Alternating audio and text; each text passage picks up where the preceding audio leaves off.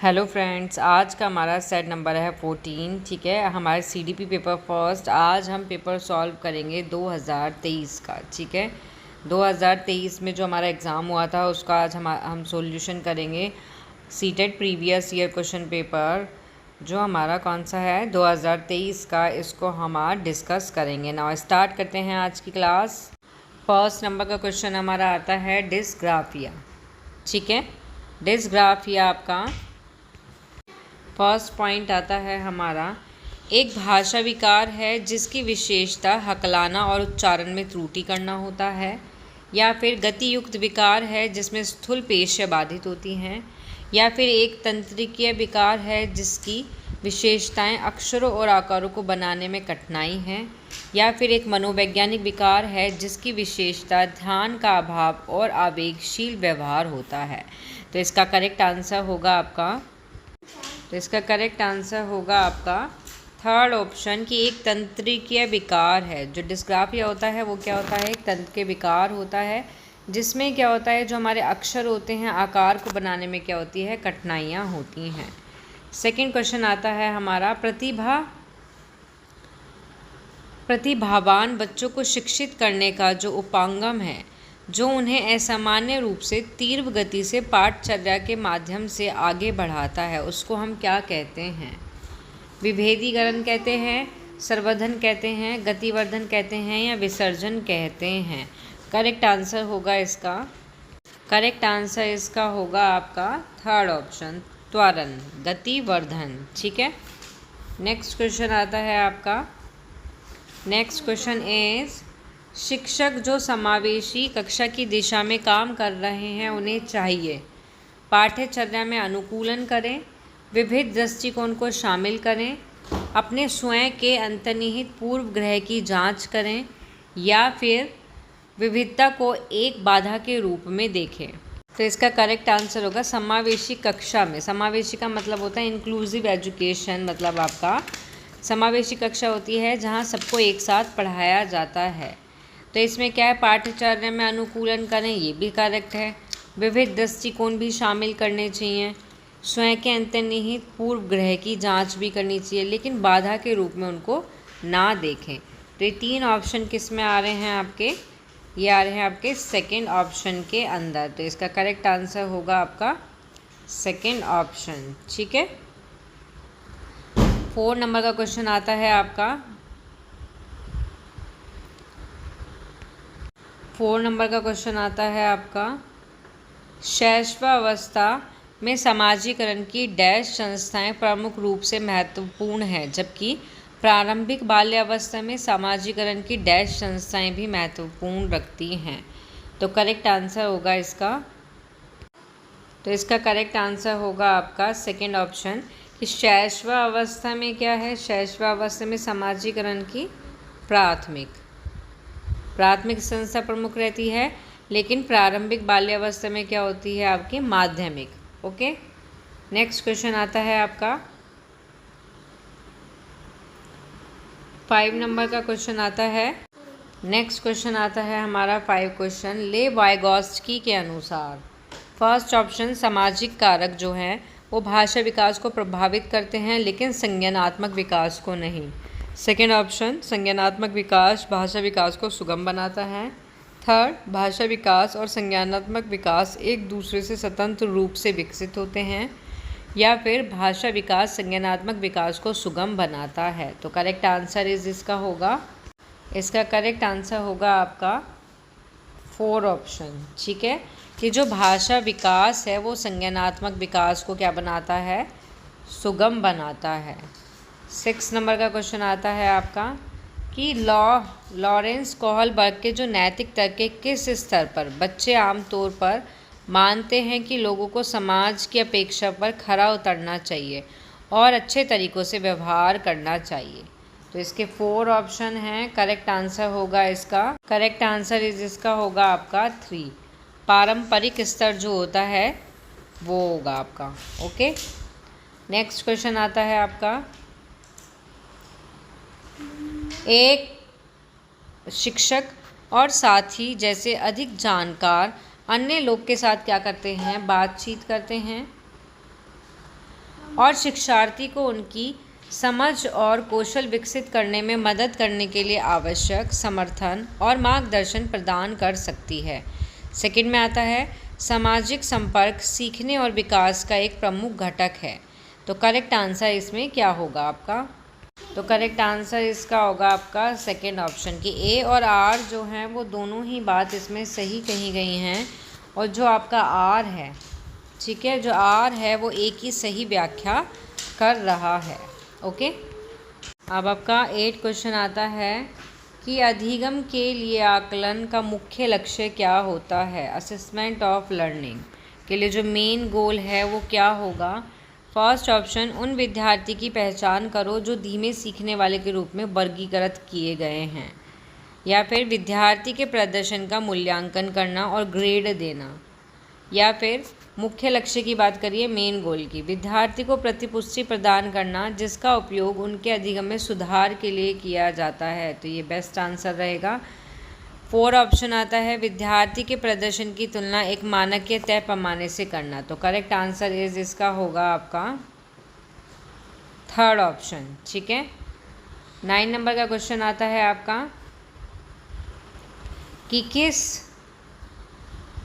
किस आयु में बच्चे शब्दों के खेल में शामिल हो सकते हैं और ऐसे चुटकुले और पहेली को पसंद कर सकते हैं जिनमें शब्दों का खेल शामिल होता है। 12 वर्ष में या फिर 1 वर्ष में, 3 वर्ष में या 7 वर्ष में। बात हुई है किस आयु में बच्चे शब्दों के खेल में शामिल हो सकते हैं और चुटकुले और पहेली को क्या है पसंद कर सकते हैं। तो करेक्ट आंसर इसका होगा आपका 7 वर्ष में। 7 वर्ष की आयु ऐसी आयु होती है जिसमें बच्चे क्या हैं चुटकुले और पहेली को पसंद करते हैं। नेक्स्ट 10 नंबर का क्वेश्चन आता है आपका केरल गिलिगन ने कोहलबर्ग के नैतिक विकास के सिद्धांत की आलोचना की है। सामाजिक संज्ञानात्मक दृष्टिकोण से, नारीवादी दृष्टिकोण से, आनुवांशिक कारक को पर्याप्त महत्व न देने पर, या फिर केस अध्ययन को अनुसंधान पद्धति के रूप में उपयोग करने के लिए। तो करेक्ट आंसर होगा इसका नारीवादी दृष्टिकोण से। ठीक है, 11 नंबर का क्वेश्चन आता है आपका 11 नंबर का क्वेश्चन है जीन पियाजे के अनुसार पूर्व संक्रियात्मक चिंतन की मुख्य विशेषता में से एक डैश है जो किसी स्थिति के एक पहलू पर ध्यान केंद्रित और दूसरे की उपेक्षा करने की प्रवृत्ति को संदर्भित करती है। फर्स्ट ऑप्शन कारण कार्य से संबंध है, केंद्रीयन से है, विकेंद्रीकरण से है या पारगमन से है। तो करेक्ट आंसर उसका होगा केंद्रीयकरण से, सेंट्रेटेशन से। ठीक है, नेक्स्ट आपका 12 क्वेश्चन आता है। 12 क्वेश्चन इज प्रारंभिक बाल्यावस्था में डैश और सोच डैश जबकि मध्य में वृद्धि डैश और सोच है। तो करेक्ट आंसर इसका क्या होगा? प्रारंभिक बाल्यावस्था में डैश से धीमी कुछ, फर्स्ट ऑप्शन आते हैं कुछ हद तक आत्म केंद्रित है, स्थित है। मतलब इसका करेक्ट आंसर आपका क्या होगा? करेक्ट आंसर इसका होगा ये। अब समझो कैसे कि प्रारंभिक बाल्यावस्था में जो वृद्धि है वो कैसी होती है? स्थिर होती है, क्योंकि जो आपकी वृद्धि और विकास जो होता है वो शारीरिक अवस्था में बहुत तेज़ी से होता है। ठीक है, और सोच कैसी होती है? कुछ हद तक कैसी होती है? आत्म केंद्रित होती है प्रारंभिक बाल्यावस्था में। जबकि मध्यकालीन अवस्था में वृद्धि कैसी होती है? धीमी होती है। ठीक है, और सोच कैसी हो जाती है? तार्किक हो जाती है। ओके, नेक्स्ट क्वेश्चन आता है हमारा निम्नलिखित में से कौन से स्थूल गतिक कौशल है? बुनाई, तैरना, एक कागज़ पर वृत्त को रूपरेखा के अनुसार काटना, या फिर एक कागज़ पर एक बड़े आयत को रूपरेखा के अनुसार काटना। तो करेक्ट आंसर इसका होगा 2 ऑप्शन स्थूल गतिक। ठीक है, 14 नंबर का क्वेश्चन आता है। 14 नंबर का क्वेश्चन आता है कि भौतिक वृद्धि और विकास के डैश और डैश सिद्धांत का पालन करती है। एकीकरण, सरल से जटिल और जटिल से सरल, या फिर शीर्ष से समिष्ट, या फिर समिष्ट से शीर्ष, या फिर विभेदीकरण से एकीकरण। तो करेक्ट आंसर इसका होगा आपका कि शीर्ष से टॉप डाउन से क्या होती है, इनर टू आउटर तक होती है आपकी। ठीक है। 15 नंबर का क्वेश्चन आता है। 15 नंबर का क्वेश्चन आता है हावर्ड गार्डनर के अनुसार एक दर्शन शास्त्री के पास डैश प्रकार की बुद्धि और मूर्तिकार के पास डैश प्रकार की बुद्धि की मात्रा अधिक होती है। तो करेक्ट आंसर इसका होगा 3 कि अंतः व्यक्ति प्रकार की बुद्धि होती है दर्शन शास्त्री के पास और मूर्तिकार के पास होती है आपकी दिक् स्थान की। ठीक है। नेक्स्ट क्वेश्चन आता है 16 नंबर का क्वेश्चन आता है हमारा। 16 नंबर का क्वेश्चन है अनुभवनात्मक अधिगम किस पर बल देता है। आपका एक्सपेरिमेंटल जो लर्निंग है वो किस चीज़ पर बल देती है। फर्स्ट ऑप्शन बच्चों के अधिगम पर शिक्षक की नियंत्रण करना, या फिर सीखने में पुनर्बलन की भूमिका पर, या फिर आलोचनात्मक प्रतिबंधित के महत्व पर, या फिर एक प्रक्रिया के बजाय अधिगम को एक उत्पादक के रूप में देखने पर। तो करेक्ट आंसर तो इसका करेक्ट आंसर होगा आपका 3 आलोचनात्मक जो प्रतिबिंबन के महत्व पर क्या देती है, बल देती है। 17 नंबर का क्वेश्चन आता है हमारा।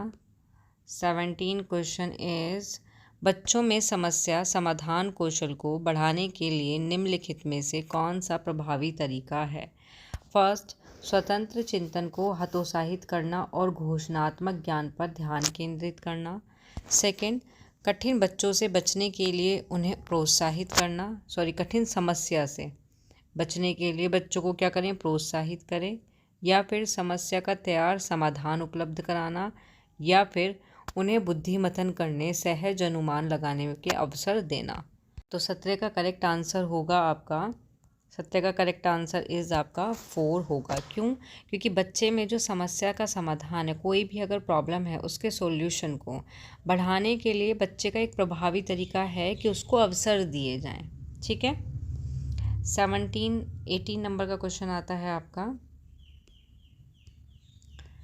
कि शिक्षक को सार्थक वातावरण बनाना चाहिए। जो टीचर है उसको कैसा वातावरण बनाना चाहिए, सार्थक, जिसमें सभी टीचर क्या हैं, सक्रिय, जिसमें सभी बच्चे सक्रिय रूप से भाग ले सकें। ओके। सेकंड ऑप्शन में आता है, सेकंड में कहता है सभी बच्चे आंतरिक रूप से सीखने के लिए प्रेरित होते हैं, सीखने में सक्षम होते हैं। तो इसका करेक्ट आंसर क्या होगा आपका, ए और बी दोनों गलत हैं, ए और आर दोनों सही हैं, ए और आर दोनों सही हैं लेकिन आर ए की व्याख्या नहीं करता, या फिर ए सही है बी गलत है। तो करेक्ट आंसर इसका होगा आपका बी ऑप्शन कि ए और आर दोनों ही सही हैं और जो आर है वो ए की व्याख्या कर रहा है। सही। आपका 19 नंबर का क्वेश्चन आता है कि निम्नलिखित में से कौन सी प्रक्रिया ऐसी है जो अधिगम के दौरान योगदान नहीं देती है। संगठन, वर्गीकरण, वैचारिक या फिर गैर प्रासंगिकरण। तो 19 का करेक्ट आंसर होगा आपका 19 का करेक्ट आंसर इज़ आपका होगा 4। ठीक है।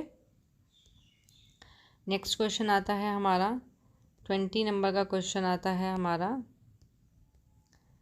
निम्नलिखित में से कौन सा एक ऐसे प्रश्न का उदाहरण है जिसमें क्या होता है कि जो विद्यार्थी है वो अपनी सोच पर विचार करने के लिए आवश्यक है।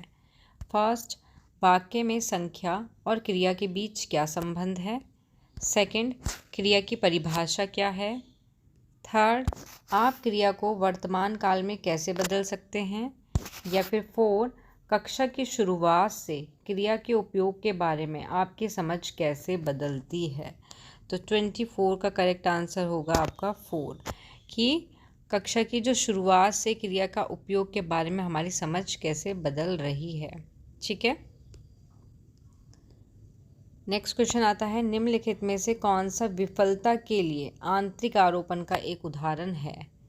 फर्स्ट, मुझे निम्न ग्रेड प्राप्त हुआ है क्योंकि शिक्षक बहुत कठिन तरीके से आंकते हैं। सेकंड, मैं परीक्षा में फेल हो गया क्योंकि मैंने पर्याप्त पढ़ाई नहीं की थी। ठीक है।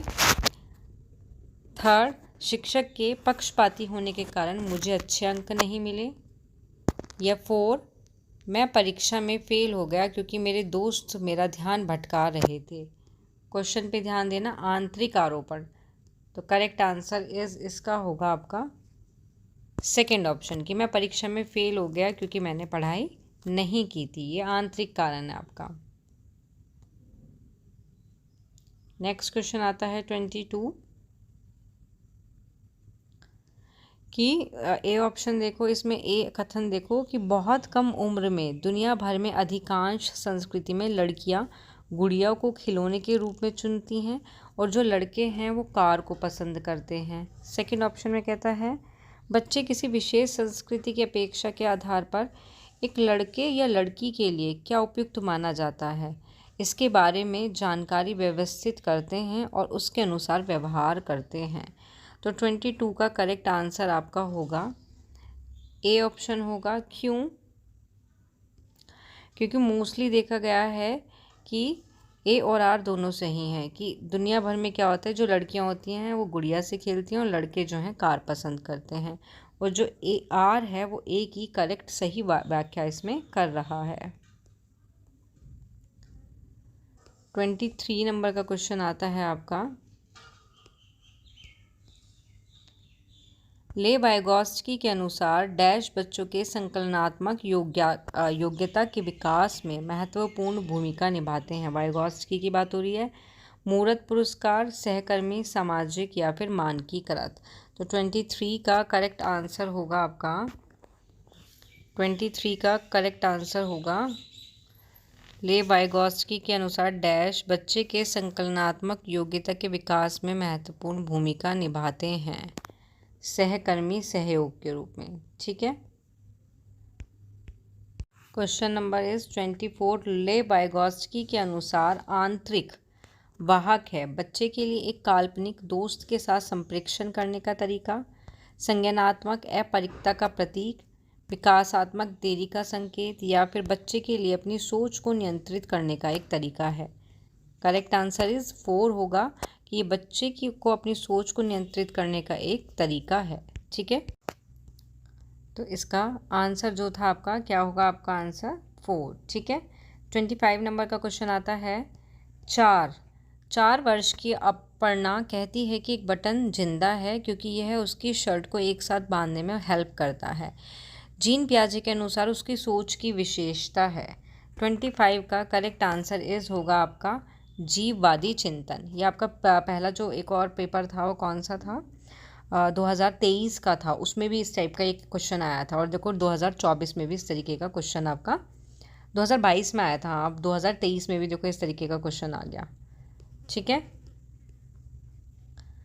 26 नंबर का क्वेश्चन आता है, निम्नलिखित में से स्वलीनता वाले विद्यार्थी की विशेषता कौन सी है। 26 का करेक्ट आंसर होगा आपका 26 का करेक्ट आंसर होगा आपका थर्ड ऑप्शन कि बार बार दोहराने की आवर्ती व्यवहार। ठीक है। 27 नंबर का क्वेश्चन आता है आपका 27 नंबर का क्वेश्चन इज, शिक्षार्थी के बीच समालोचनात्मक चिंतन को सुगम बनाने के लिए जो शिक्षक है उन्हें विविध परिस्थिति, विभिन्न दृष्टिकोण से अवगत कराना।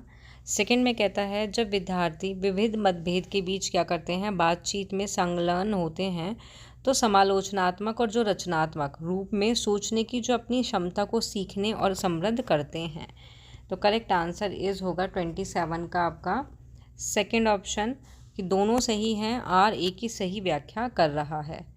28 नंबर का क्वेश्चन आता है आपका, निम्नलिखित में से अधिगम का प्राथमिक लक्ष्य कौन सा होना चाहिए।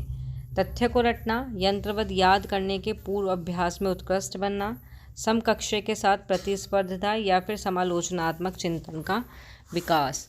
28 का करेक्ट आंसर होगा आपका 4 ऑप्शन। ठीक है। 29 नंबर का क्वेश्चन आता है बच्चे, तो आपका फर्स्ट ऑप्शन आता है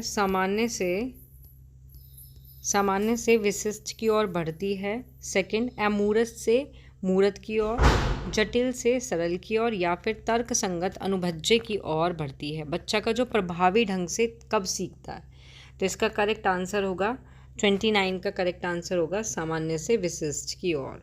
ठीक है, नेक्स्ट क्वेश्चन आता है, नेक्स्ट और लास्ट क्वेश्चन आता है आपका, विद्यार्थी की सीखने की शैलियों में विविधता होती है को महत्व दिया जाना चाहिए, मानव विविधता के प्रतिबिंब के रूप में देखा जाना चाहिए, या फिर आपका उपेक्षा करनी चाहिए उसकी, या महत्व दिया जाना चाहिए, या शिक्षण अधिगम प्रक्रिया के दौरान ध्यान नहीं दिया जाना चाहिए, या फिर शिक्षण अभिक्रिया में बाधा व अवरोध के रूप में देखना चाहिए। तो करेक्ट आंसर इसका होगा ए ऑप्शन कि महत्व दिया जाना चाहिए। ठीक है, तो ये थे 30 क्वेश्चन आपके, 30 क्वेश्चन यहाँ आपके कंप्लीट होते हैं। नाउ नेक्स्ट वीडियो में मिलेंगे हम, लास्ट पेपर जो है 2024 का उसका सॉल्यूशन करेंगे। देन उसके बाद आपका ये तब आपकी क्लासेस ख़त्म हो जाएंगी, आपके तभी पेपर जो हैं प्रीवियस ईयर के पेपर ख़त्म हो जाएंगे। देन उसके बाद हम स्टार्ट करेंगे मॉक टेस्ट, जिसमें हमारे मॉक टेस्ट में हमारे 300 क्वेश्चन होंगे, 300 हमारे प्रश्न होंगे जो हर टॉपिक से रिलेटेड होंगे। हर टॉपिक में कुछ ना कुछ जो भी इम्पोर्टेंट है उनसे रिलेटेड ही प्रश्न होंगे। जिस क्वेश्चन इस तरीके से होंगे, उनके ऑप्शन इस तरीके से होंगे कि पूरे चैप्टर को कवर कर लिया जाएगा उसमें। ठीक है, तो मॉक टेस्ट को बिल्कुल भी आप मिस नहीं करना। यहाँ क्लास ओवर होती है, जिसको भी क्लास पसंद आए वो इसको लाइक शेयर सब्सक्राइब करना ना भूले। और जो आपके मॉक टेस्ट होंगे वो आपके 16, ठीक है, 16 डेट से स्टार्ट किए जाएंगे। अभी जो 15 दिन का जो गैप होगा, मीन्स अब आपके ये ख़त्म हो जाएंगे सीटेट प्रीवियस ईयर के, उसके बाद 15 दिन का गैप होगा। तो जितना भी मैंने प्रीवियस ईयर के क्वेश्चन पेपर कराए हैं उन सब का आप रिवीजन कर लेना। ठीक है, तो 16/6/2025 से आपके स्टार्ट होंगे mock test. Okay, mock test में प्रश्न होंगे और सिर्फ एक मॉक टेस्ट में 10 क्वेश्चन होंगे, लेकिन वो बहुत इंपॉर्टेंट होंगे चैप्टर के अकॉर्डिंग भी और आपके एग्ज़ाम के अकॉर्डिंग भी। Thank you.